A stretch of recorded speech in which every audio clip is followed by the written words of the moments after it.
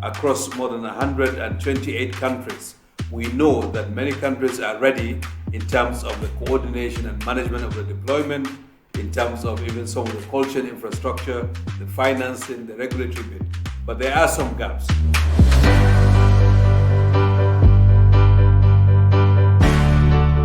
Today in Expert Answers, we're checking in with Dr. Mohamed Pate once more, asking him about the COVID-19 vaccine rollout. Specifically, we're asking him about how ready developing countries are to begin vaccinating their people, what are some of the key obstacles standing in their way, and how are those obstacles being overcome so that they can mount a safe and effective vaccination campaign.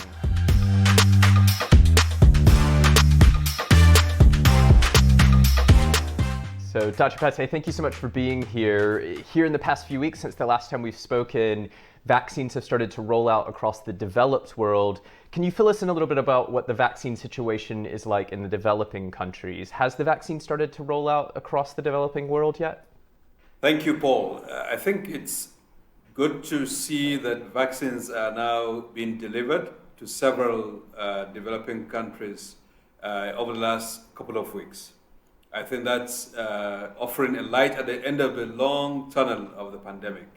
And this is happening in an unprecedented manner as well, given that within a year from the pandemic, we have vaccines that have been approved and have been administered.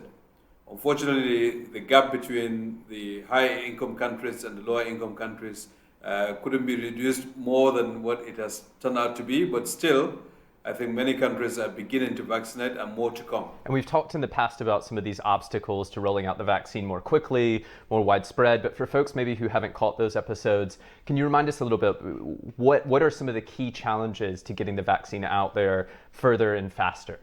Buying the vaccines is an important one. Developing them, innovating, manufacturing them, delivering them to countries is an important piece.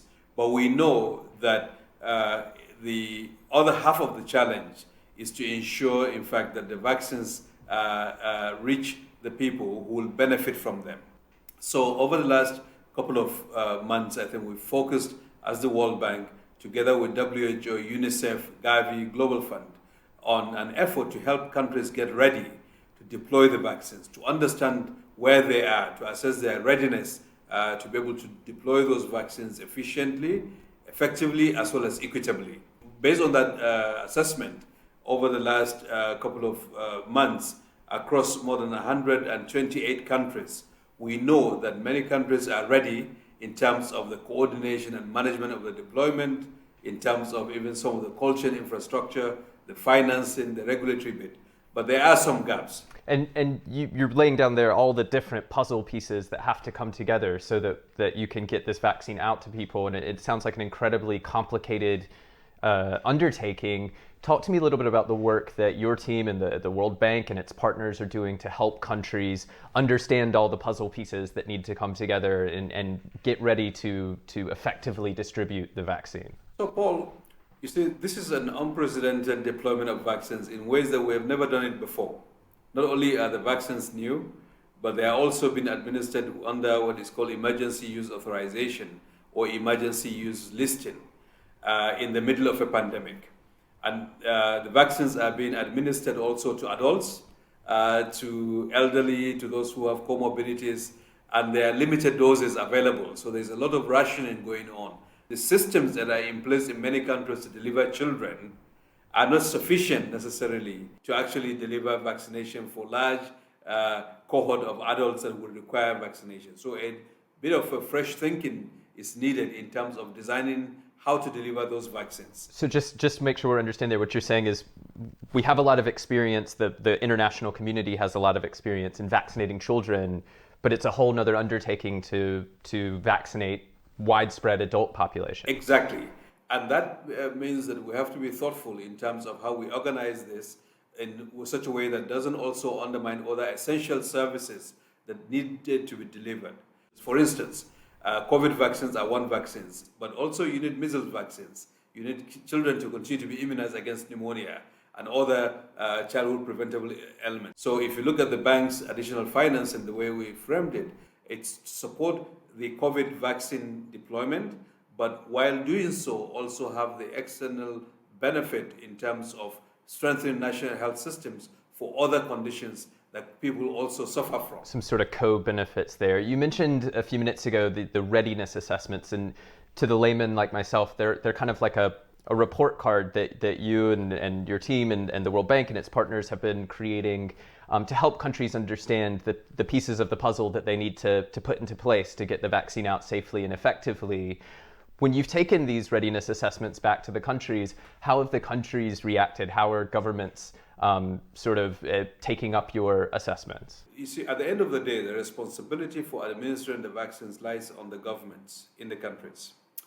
Our approach has been how to organize ourselves as external partners to governments and let the governments then be supported to undertake those assessments.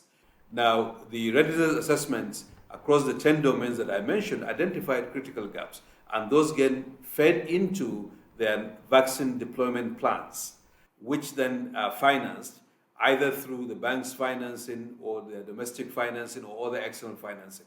So at the end of the day, our approach is one that we don't go and do things to countries.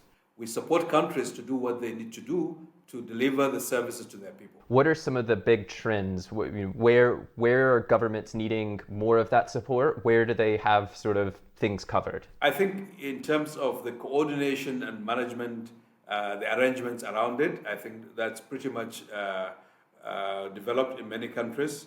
In terms of the identification of their target populations, many countries have a clear idea, depending on their populations, what proportions they would like to prioritize over time. The cold chain infrastructure, they have minimal level of it, but it can be stretched, and that is informing how they allocate types of vaccines, for instance, around urban areas or rural areas. I think the information systems, trying to have platforms to track, let's say, who gets called when, and then to be able to monitor. I think digital platforms are also emerging to be an important element in there. I think the areas that would need a lot more attention will be in the safety and surveillance of post-administration, that is in the pharmacovigilance, to ensure that if there are adverse events, some of which may be unrelated to the vaccines, that they are picked up and addressed. Issues of communication to the communities, because there's a lot of tendencies towards resisting or hesitancy, vaccine hesitancy, that has to be countered by really an effective and trustworthy communication channels, so that people understand that these vaccines have been shown to be safe, they are efficacious, and all the wild conspiracy theories that are out there in a way be debunked. And Mohammed, just as we wrap up here, talk to me about how all of this work could benefit countries and people further down the road, long after this current public health crisis has ended. As we invest these billions of dollars in supporting our client countries to deploy the COVID-19 vaccines, we should be also focused on what benefit they will remain post this phase of the pandemic that strengthens their ability to deliver basic services, whether it's enhanced, capable, trained health workers, whether it's how the health workers are managed because of good information systems, whether the infrastructure to deliver services, whether the surveillance systems, that will serve us well. At the global level, what is very clear and what we learned from looking at Ebola and other previous threats is globally coordinated response is key. One issue would be that kind of variants could form in developing countries that aren't immunized, that could then essentially get past the vaccine in the developed world. So there's an interest, a self-interest in every country to sort of cooperate globally. Yes, it is in everyone's enlightened self-interest to invest in the global public goods to ensure that everyone is protected.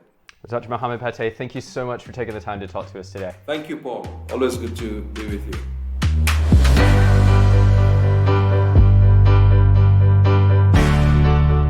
huge thanks to Dr. Mohamed Pate for his time. If you want to learn more about the World Bank Group and our work in helping countries recover from the COVID-19 pandemic, head on over to worldbank.org/coronavirus. You can also join us on April 9th for a special event on vaccines as part of the World Bank Group IMF spring meetings. You can find all the details for that at live.worldbank.org. You can also email me and the rest of the team. We'd love to hear your feedback. Expert answers at worldbank.org. Until next time, goodbye.